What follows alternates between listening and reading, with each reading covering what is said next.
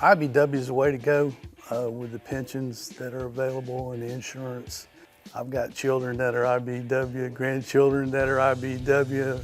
I started in 1962. I knew Daddy was union and I wanted to be union. I wanted to be like him. I could tell when he was getting older, when he was getting close to retirement, that he had a pretty good retirement. That's the main thing I wanted. We had a couple guys just retire here that both of them told me they're making more money now at home than when they were working. I had a good career in the IBEW. In fact, it's the best job choice I ever made. When I was an apprentice, I was working with an older guy, 72 years old, but he was a non-union electrician. Back then, he worked on permit. And I asked him why he was still working. He said, boy, he said, you ever tried to live on Social Security?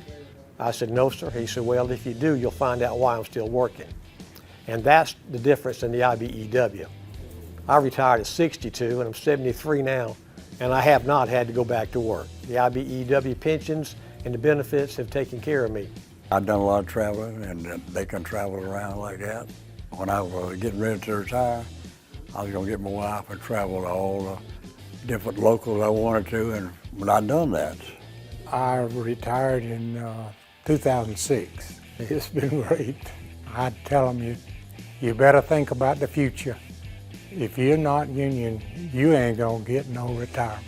When I first started, everybody told me, you know, get in the IBEW in the retirement, you'll be a millionaire before you retire.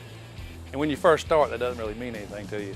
But when you get on up to where you're within 5, 10 years from retiring, and you're looking at that account and you're like, hey, I'm getting close. You know, who would ever dream of that? You know, that you could do this kind of work and retire with that kind of money.